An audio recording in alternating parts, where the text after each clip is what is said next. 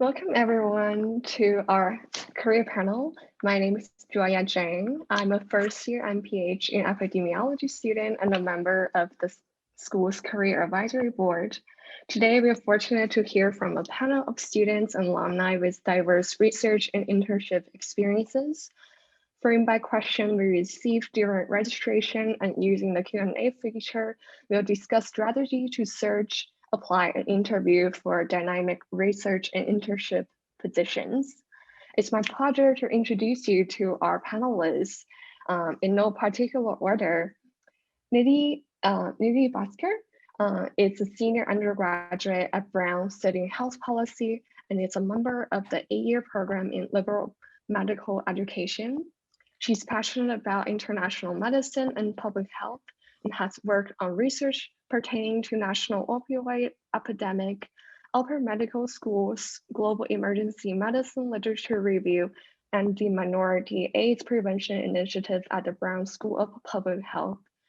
Outside of research, he's an opinion columnist for the Brown Daily Herald, a founder of Brown's Effective Altruism chapter, and a member of the Philosophy, Politics, and Economics Society. Our second panelist, Ellie Rogoff, is a senior at Brown concentrating in public health and enrolled in the undergraduate MPH program at the School of Public Health. Ellie is passionate about the issue of combating food insecurity and how food insecurity relates to people's health and quality of life. Currently, she's an intern at the Rhode Island Public Health Institute, working with the Food on the Move team centered around this issue. During previous summers, Ellie interned for the following organizations: Hospital for Special Surgery in the Administrative Department, Mobile ODT, a biomedical engineer startup in Tel Aviv, Our Rights, and Marcel, a healthcare consulting firm, and the Rhode Island Department of Public Health. This summer, Ellie will be an intern for Putem Associates. And Rachel Yorlets is currently a second-year PhD student in epidemiology at the Brown School of Public Health and a pre-doctoral fellow at the Population Studies and Training Center. Prior to beginning her PhD program, Rachel worked for several years in global health and clinical research at Boston Children's Hospital and Harvard Medical School.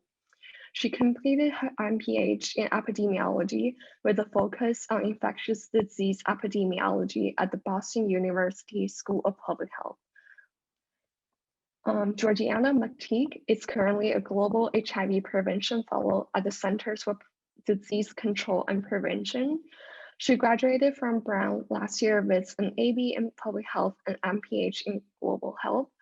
At Brown, she was a student researcher in the Women's Health Intervention and Transitions Research Group and an advisory board member at the Center for Alcohol and Addiction Studies. Prior to beginning her fellowship at CDC, she worked for several years in clinical research at Miriam Hospital, Rhode Island Free Clinic, Clinton Health Access Initiative, and Harvard Medical School. And last but not least, Ana Lucia. Ana Lucia is currently a master's student in biostatistics at the School of Public Health. She's deeply passionate about quantitative research, learning, and health equity. She's currently a research assistant for the ILM project, focusing on improving the adherence and access to HIV testing in South Africa. And during previous summer, she has interned at New York City Department of Health and Mental Hygiene and Partners in Health. Welcome to all. Let's get started with a question for everyone, and then we'll move on to pre-submitted questions, followed by Q&A submissions. So my first question is for all of our panelists. Many students don't know where to start the process or get disappointed when they don't land interviews right away. What advice would you give to students just starting the process? Is anyone going to jump in? What's the format of today? Do we just kind of talk when we have an answer, or do you want to call out specific names? Is it anyone? Yeah, just feel free to jump in if you. Okay, perfect. Yeah. Yeah. I'd be happy to speak on that topic. I think I was extremely eager to take part in any sort of research opportunity and get to know the field even before I thought about internships. And I thought the greatest resource was honestly Brown Connect, because I was able to see, you know, what kind of alums are out there and what jobs they're doing to position where I maybe saw myself, to do some informal interviews and calls. And then I also utilize more in the academic sense, researchers at Brown. That's how I initially found my internship or like research presented with Mary Flynn in the food as medicine program at Miriam Hospital. And I kind of segued that into like thesis work for my undergrad. So I really just took my first initial step with browsing both of those platforms and figuring out what I had interest in, and then going with those next steps, which are usually some emails. Along the lines of what Ellie said, I definitely advocate for reaching out for informational interviews. I found that I got a lot of real interviews based on just reaching out to people that researched things that I was interested in at organizations that I wanted to work at. And before you know it, they would introduce you to a couple of people. Those couple of people would each introduce you to more.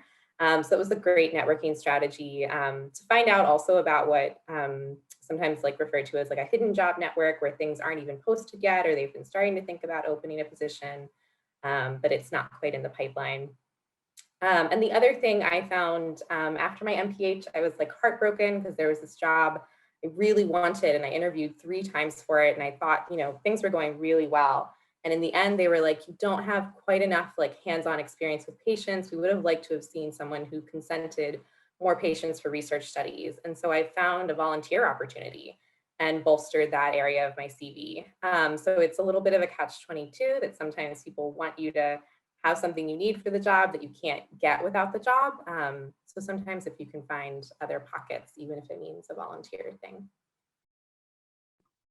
I absolutely agree with that. And also wanted to really emphasize the hidden network of job opportunities. So as far as my internship opportunities, I feel like I'm about 50-50 for positions I've gone through like a traditional application process, and positions that I've gotten through like a network of people that I've met, or even like cold emailed, and they've been kind enough to like take me on and like create a position for me. I think at the end of the day, like what experiences you have will really speak for themselves, and like you should try to play to your strengths, especially with your coursework, with your genuine interests, and that will be what you can write to in your cover letters. So potential employers, or like even the people you cold email, can definitely recognize passion, and if they sense that passion and you reach out to enough places, you will find some leads that will be useful in getting you that position. I'd echo what Rachel said about, in some ways, taking what you can get. I remember as a freshman undergrad, I, for the summer after, was looking for something public health related. I didn't really have many connections at Brown, or kind of those networking starting points. So I was just cold applying to many, many things, and it took, many, many, many tries. And, for me, it worked out. For some people who just take that cold applying route, it's not going to work out, and that's okay. When you're looking for that first position, like Rachel said, it's challenging. And I remember, in that search, a public health professor basically gave me advice that was saying, you need to realize, like, you go to a great institution, you also are a freshman and you don't have a lot of experience. So you really need to sort of express that you're willing to do any type of work, whether that's the grunt work, whether that's the tedious work, not a dream job, but get started somewhere. And like Rachel said, I think volunteering is a really great place to start. I totally acknowledge that that's not always financially possible. And I think that's another catch-22 in the public health field is, a lot of opportunities don't come with funding, but those are also kind of the only opportunities there when you're starting out, and some of the most important ones. So thinking about alternate ways you might be able to fund something that is otherwise unpaid, thinking about getting funding through the Swearer Center, or, some other type of fellowship, to just think about, what you can make work. Thank you so much for sharing your advice Our second question is that what technical skills do you find most important in your research, and how can students develop these on their own? So I just wanted to, number one, I am getting the message that my bandwidth is low. So if I freeze at some point, I can turn off my video, and I think that might help. Anyway, so I would just say in terms of research or in a job, at least in the current position that I'm in, you know, unsurprisingly, the technical skills that I've on the most so far, and I've brought up during interviews, both for internships and for this position, are those, you know, data analysis skills. I had a mentality when I was in the MPH program and before when I was an undergrad, that I wouldn't study anything I didn't want to have to do in a job.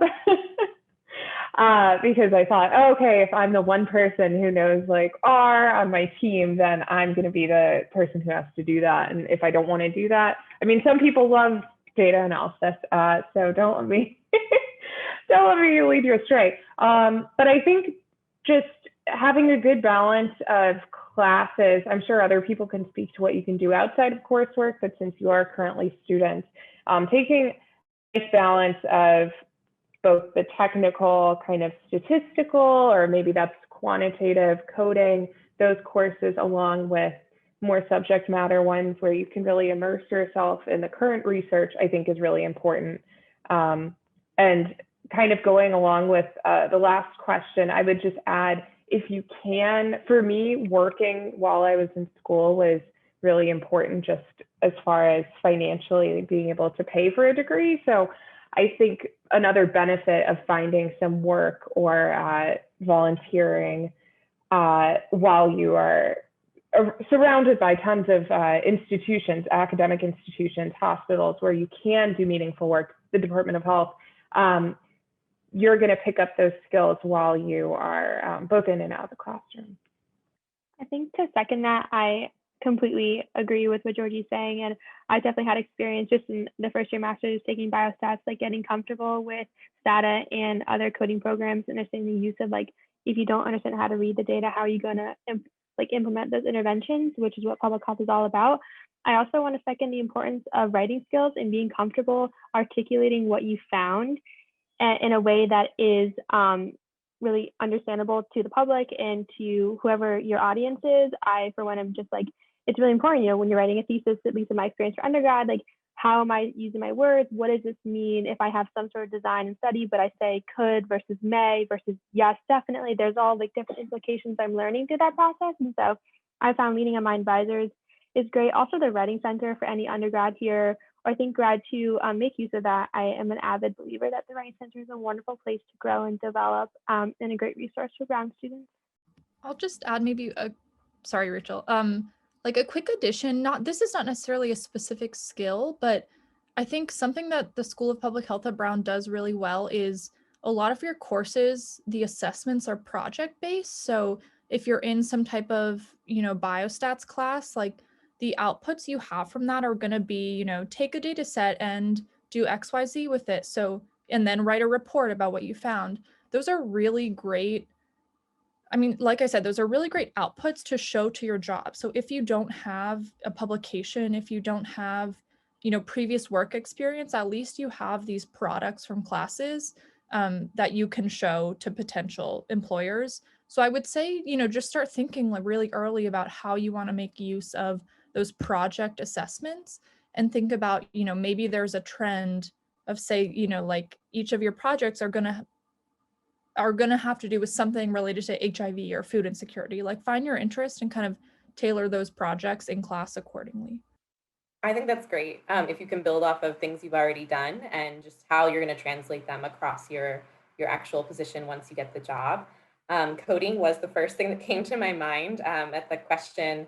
And I do think it's something that's kind of hard to teach yourself. I've now learned a few languages, and if you can get in a formal class, I think that you're going to, like, your rate of learning is going to be just a lot higher than whatever you can do on your own. The other thing I would say is just expressing your ability to figure things out, because more than anything across undergrad, master's, research in the real world, PhD, you need to just like be able to figure things out on your own. And from my experience, especially undergrads here, they're really excellent at that. And that's a really marketable skill, even if it's hard to put a label to. On top of which, just remembering that they're looking for somebody who's courteous and potentially like fostering a culture of diversity and inclusion and just like mutual respect. Those things go a really long way. There are lots of people who are smart in science, but they're not all like caring about kindness. So if you can show that, I think you will definitely stand out as an interviewee. Okay, great, thank you. Our next question is, what were the top resources you used to search for opportunities? So for me personally, Brown Connect has been absolutely huge, as well as if you're an undergrad at Brown has just so many programs like the UTRA or like summer research assistantships that it like within certain fields that can really help you like connect with a mentor who shares your interests. And a lot of these are tailored towards freshmen. So these have been the main ones. Also, a lot of other colleges kind of combine these huge lists of resources for specific programs related to a field like public health. And I know I've used, I think Dartmouth has a good one, and also Princeton. And I've definitely used those to find summer opportunities in the past. Yeah, I would say I also, because I graduated in 2020, I also relied a lot on those job boards posted by, in my situation, the MPH programs at places like Emory, I think also GW perhaps, but a great development is that Brown now has, Brown School of Public Health has a similar job board that's updated. It seems very frequent. And in addition, I think that Sean Kelly also is sharing the opportunities on the School of Public Health's LinkedIn page. So it's a good thing to pay attention to.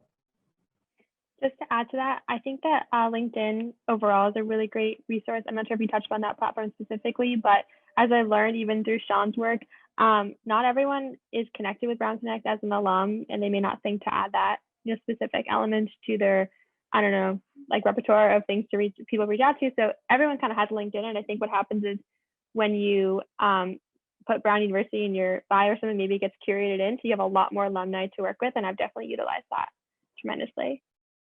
Okay, great. Thank you.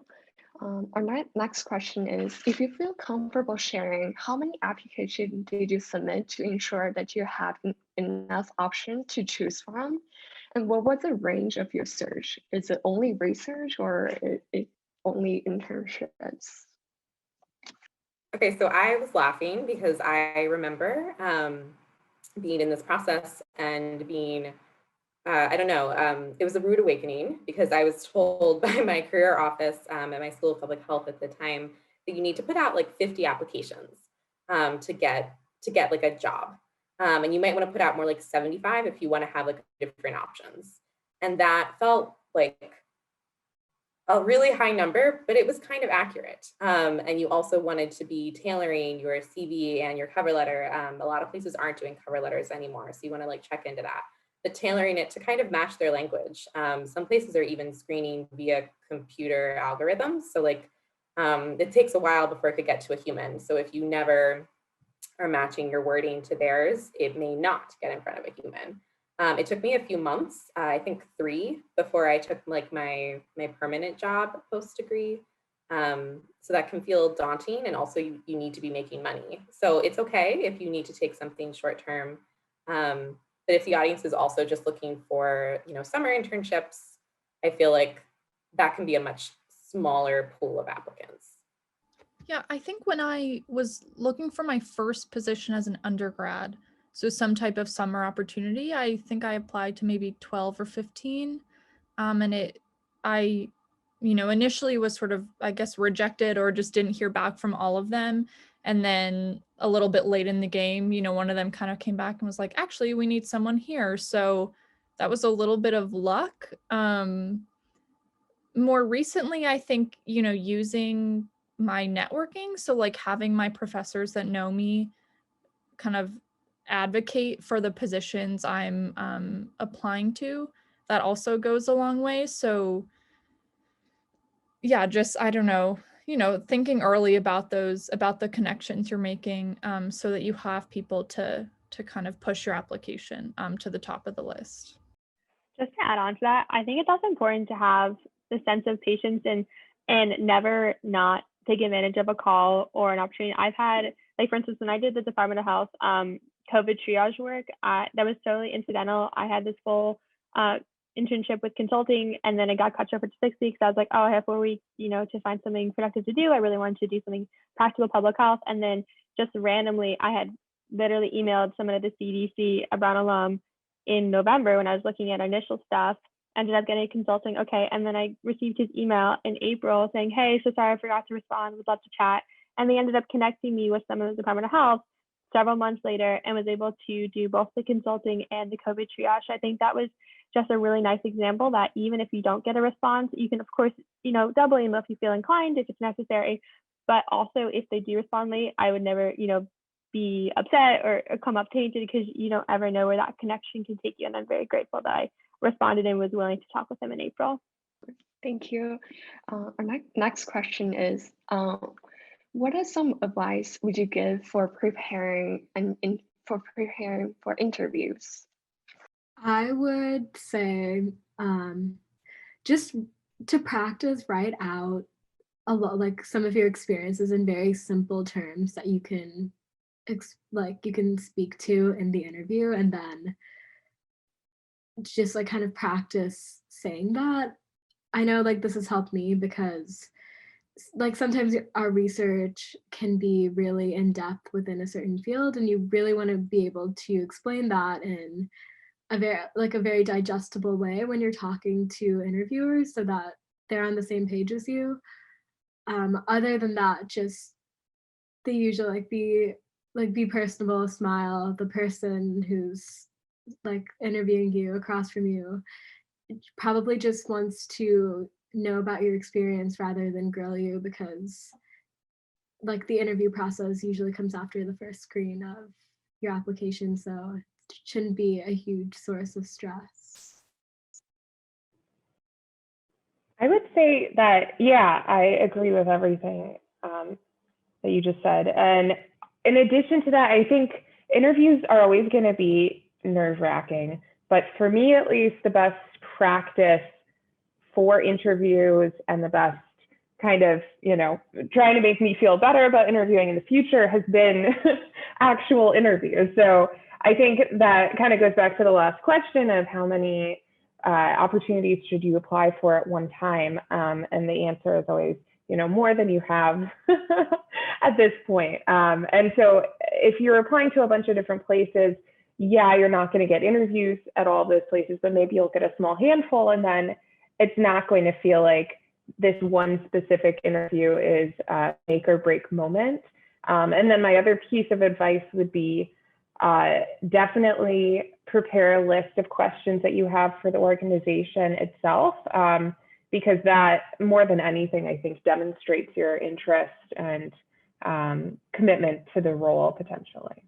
That's a great point. I was going to say, be sure, I mean, many of you will be applying for research jobs. Research the people who are going to be interviewing you and research the companies so that you can really talk confidently about what it is going in. Nothing is more off-putting than someone who comes in for a job interview and doesn't and says the wrong name of the hospital, or like hasn't really connected with what the mission of the organization is. The other thing is, I think Nidhi was like alluding to this, but do mock interviews. I don't know if that's something that Sean offers, but I know I did a bunch before I ever went into real interviews. And I would type out answers, and you can get online has them. There are a lot of resources for the types of questions employers usually will ask, so that you can have those kind of polished and prepared, and that can also ease your anxiety the day of. Definitely always look professional. I'm sure you all know this, but I feel like it does say a lot about how you present yourself. If you're someone who's taking notes and you put on a blazer or something, just like speaks to your level of preparation and how excited you are for the job. And then lastly, don't forget to send thank you notes. I really advocate for a nice, like personalized email, but in normal non-COVID times, I would also do a handwritten one if it was a job that I really wanted, because people remember that, they put it up on their bulletin board, and like, it just speaks out how much, and then like you start to develop a relationship, which is really one out of this. And just to add on to everything that is said, and I definitely echo all the sentiment, I think it's important for you to come up with like behavioral questions, so to speak. And you kind of touched upon this, like obviously researching the hospital or the organization or the company or whatever it is, but also coming up with different prompts in your head. There's a sheet on Career Lab about behavioral questions, like what's the toughest time you had to work with a team and like how did you overcome it? Or like what is the greatest obstacle that you've had to face in an academic setting and what did you do to like alleviate the challenges? Or like how do you work well with people? Like they're just kind of classic questions. And I know I spent like hours one day coming up with answers to, I think there's like 50 questions. I mean, take it in stride. And then I always just looked at that an hour or so before the interview. My memories didn't really change. Like I could use the same examples. So that was nice, but I think it's important to come prepared and just to know they're going to ask you questions like that most likely. I'd also maybe, I know we're trying to limit the number of people that respond to each question. I think that it's also going to be a little bit job dependent how you prepare. But I know that I'm currently searching for full-time research assistant positions for after graduation. And, you know, given my biostatistics degree, like I'm applying for a lot of kind of analyst positions and quantitative heavy positions. And ironically, I just had my first like technical interview a couple weeks ago that I didn't expect to be a technical interview. And they ask very specific questions like, what R packages have you worked with? And they ask you to describe in detail some, you know, projects that you've worked through and like how you've overcome kind of these analysis snafus or whatever. So just to say that I think being able to give really specific examples and maybe even reviewing like your proudest piece of work, just so that you have that in your mind and you aren't just kind of giving this vague, like rambling response. Yeah. Okay, thank you all for sharing. Our next question is, what do you know now that you wish you knew when you started the application process? Tons of things. So I'm thinking about most recently my job search, my post-grad job search, but I think this is applicable to internships as well as research programs. I would say, especially in public health, don't worry if you don't hear back for a while, especially if you're applying to places like nonprofits or government organizations. I think that is pretty normal to have be a couple months or more from when you hear, from when you apply and when you hear back. So not worrying, but taking that time to keep applying to places. I think also tailoring your resume / CV is really important. It is easy to just, you know, with a CV especially, just put everything that you've ever done on it. But a lot of the time, a recruiter or whoever's looking at your application is only really going to read the first couple of pages. At least that's what I've been told. So yeah, just really putting, whether that's reorganizing sections, deleting specific jobs to make way for more jobs. I think that is super important and kind of underestimated the importance of what your resume actually looks like. Really second the tailoring your resume, because I remember straight out of high school, I had like every single thing on my resume, and my first research mentor was actually kind enough to sit me down and say that, like, no, you don't need half the stuff I don't need to know what you did your freshman year of high school. Just keep it short, keep it relevant, and roughly order your resume in terms of like most relevant to least relevant, and always like keep it 1 to 2 pages at this stage.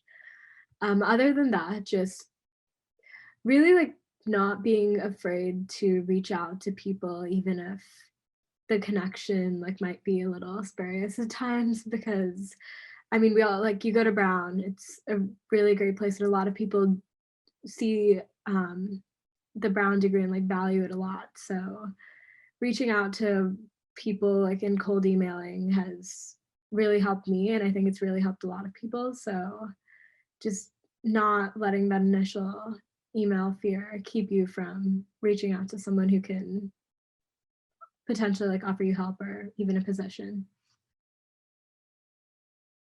And when people don't respond to you, nudge them, maybe 2 weeks later. You can kind of assess the timeline of when the nudge is appropriate, but like poke everyone that doesn't respond to you. Great. So our next question is, what makes me a more competitive applicant? Research, internship, or both? I mean, I feel like you shouldn't, I hate to frame it as like you have to do something in order to like become the most competitive. I think, as Nidhi said, we go to Brown and you want to find something you're passionate about. I think that quality over quantity completely. I have had the privilege of doing a lot of different internship experiences, and I think that has played a part into my build up, to get like a full-time position after my MPH and like things of that nature. I've also dabbled in research and done my thesis on it, but I don't put external or internal pressure on myself. I kind of just figure out what am I passionate about and how can I gain more experiences in the field, and whether that be only through internships or through research because you want to go into research further on in life, or maybe obviously if I'm not speaking for being pre-med at all, I'm not in that track. But I think that it's just important to really talk out your desires and figure out what you want through your time at Brown and post grad, because you don't want to overwhelm yourself. You have a lot of resources here. I think you want to tell a story. I think I always tell, like, I'm actually a college prep tutor, and I'd like to tell like the seniors I work with, like, try to tell a story with your resume and with your personal statement, because they're going to ask you, why did you do this? What was the value in it? And if you're just saying, oh, I did it because, I don't know, my friend did it and like I wanted to get into med school, and like I also thought the nonprofit was kind of cool, but like I wanted to fill my plate up, like they're going to sense that even if you don't directly say it. You just want to make sure you're true with what you say. And I know that sounds kind of silly, and maybe you're like, but I want to be the most competitive, and we all do, and you will, but through the integrity of what your work is and not quantity. That's kind of what I have to say about that. I would say maybe, like touching on kind of the different sectors that you can work in, I would motivate the jumps less by, okay, of course, practically speaking, like you take what you can get, right? And it's really hard to find a job. It's really hard to find a job or a position today during COVID. So, like we're kind of talking idealistically here, but I would say if you have the option, motivate your switches from, say, research to internship, or, internship to nonprofit, or whatever we're talking about. Motivate them by like what you learned with your previous position. So I remember like working at a Department of Health, and I didn't really like that government position. I was kind of like, okay, maybe government isn't really for me. And so that's what motivated, my future switches, not necessarily trying to like touch them all unless you just really don't know where you want to end up. But I think like use your previous ones to guide what you next look for. This is really wonderful advice. I wish I had been this mature when I was like finishing my master's or my undergrad. But I also want to add that the most competitive person doesn't always get the job.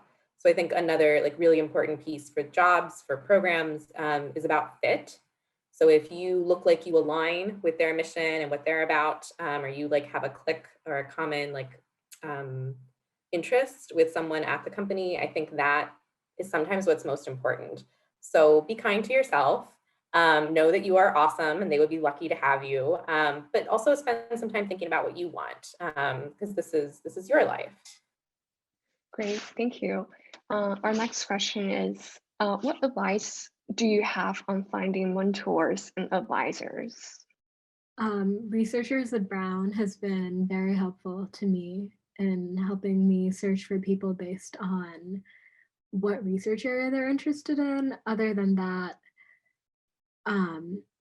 just being willing to meet over Zoom and COVID times, or even face-to-face and non-COVID times, has really helped me filter out the kind of lab culture I do want to work with and which I do not want to work with. I feel like the right mentor will will just kind of make you feel at ease, like with your level of experience in the field, and also give you room to grow. So just really be willing to like get to know the people in the lab that you're working with first before just committing to a project. Yeah, I think that what has helped me a lot, I've heard in the past when this question has come up, and from my friends who are in the program, that taking classes with certain professors has kind of been that segue into either a mentorship or advisory role, or maybe speakers who are coming to guest lecture in your class. That's how some people have met people that they would get involved with in their labs, et cetera. I think in addition to that, so you're assigned some advisors, and even if that person doesn't become, your closest advisor or your closest mentor, just speaking to any faculty member, whether it's your professor or an assigned advisor, and kind of trying to discuss with them what your interests are and where you see yourself going. They know their colleagues, so they know maybe even research that hasn't yet been shared on researchers at Brown, or maybe there's a professor who isn't teaching faculty, but they are research faculty and they're doing a project that they could see that would be a good fit. Just kind of using that network, that's how I found my own mentor, and it turned out great. Okay, great, thank you. Many of you did research assistantship or internship during the semester. And how did you balance schoolwork, research, and life? And how much time did you allocate to research projects or internship? And do you have any advice or tips on time management and maintaining a healthy balance of work and life?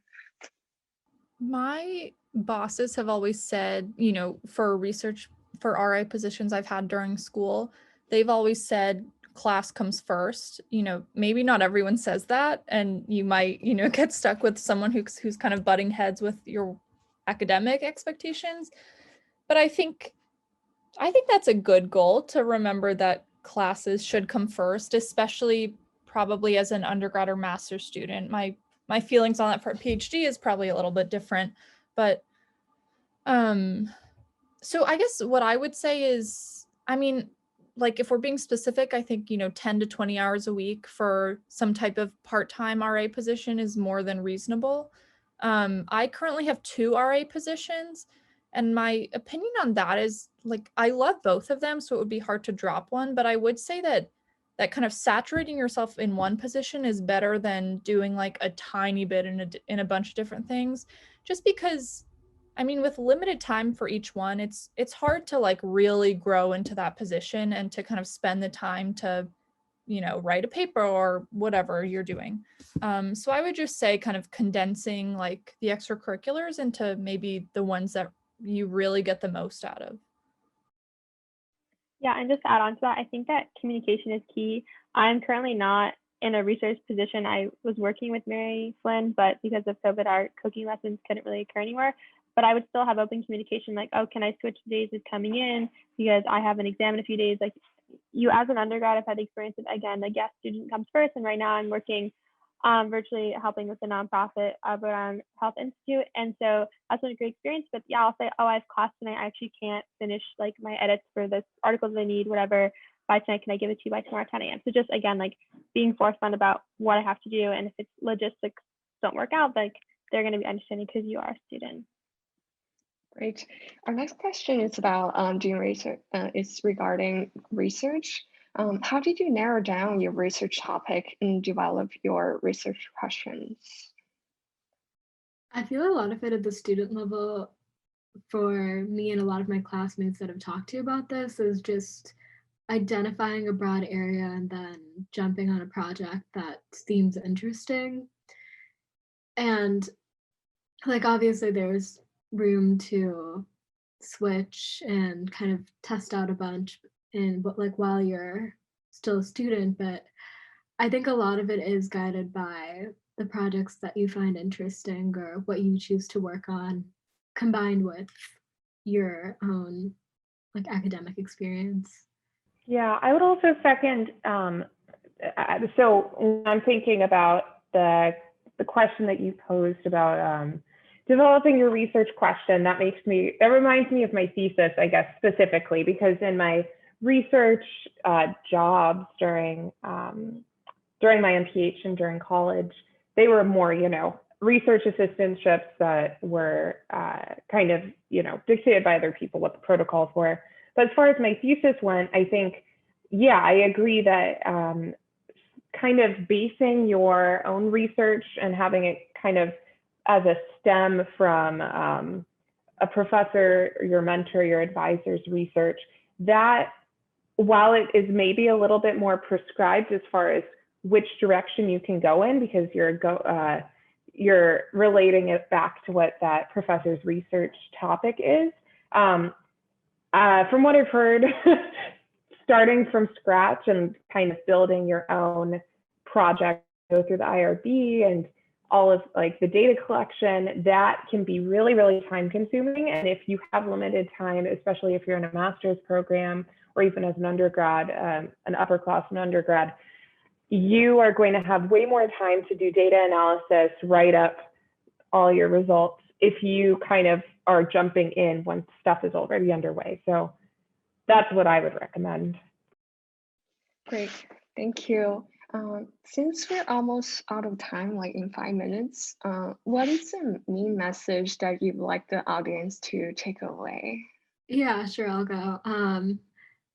Play to your strengths and experiences, and don't make this like a brute force thing. It should be, it's more strategic, and you have to know like where to put your effort as far as finding good mentors, finding good recommenders, and using your past experiences to speak to potential future ones.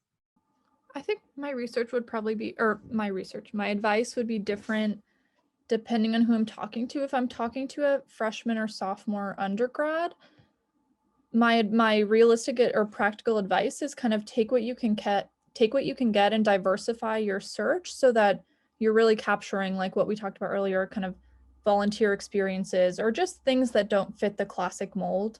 But then if you're, like more advanced in your studies, I think thinking about fit, like Rachel was talking about earlier, is really important, and thinking about sort of the reciprocal nature of like what you're going to give to that position and what you'll get out, and thinking about, like those kind of dynamics. Yeah, I definitely. Oh, go ahead, Ellie. Okay, just quickly, I think adding on to the playing to your strengths is definitely an important skill to have, and also don't be afraid to take the classes you need to make yourself well-rounded, especially while you have the resources at Brown. Like I'm not a quantitative person, but I was able to, do the math I needed to get the consulting job through practice, and also just understand like now I'm in data stats, and do I love it? Probably not, but I think it is useful and helpful, and I'm glad that I'm pursuing my MPH where I can practice those skills, and just being open about that and conversing with the employers or whoever it is that, you may not be more of this person, but I am willing to put in the work to get where I need to be to like have the end goal what you actually want. So yeah, does that make sense? I second that. I was just going to close by saying be kind to yourself throughout the process, because it can be discouraging or stressful, and everything is a little extra stressful right now. So keep that in mind, and lean on your mentors, because I feel like figuring out what you want to do in research takes a lot of time, and being really intentional and active about figuring out what you don't want to do and what you do want to do before you get there. So give that to yourself, because you want to ultimately have a career that you are happy with. Yeah, the last thing I would add, and this kind of goes with being kind to yourself. This is advice that I think is often given to job seekers, but it's also true for, I would say, definitely internships and even research, is that, the first opportunity that you get and that you choose, that's not the rest of your life. Everybody's careers, whether that's, while you're at Brown, and even after Brown, it's a series of steps. So even if it feels like once you start working on a research project or you're in an internship and you're saying, this is not for me, like Anna Lucia said, working in government, like that's okay. Yeah, it's about finding out what you don't like. It might feel like, oh gosh, I wish I didn't waste my time on this opportunity that I kind of regret applying for. But everything that you learn, good and bad, is going to help you, not just in deciding what you want to do, but also, you know, if you ever need a skill that you didn't do anything else, but you're working on this internship and, you know, who knew that I was going to need to learn these acronyms or something, and you're going to get something out of it. So yeah, and not being too hard on yourself throughout that process. You're not making a mistake. It's just a progression across time. Awesome. Thank you all for sharing today. And thank you for our audience too, tuning in and joining our webinar today. We hope you found these tips helpful, and good luck with your research or internship applications. We hope to see you soon again in our events. Thank you, everyone, and have a good weekend. Take care. Bye.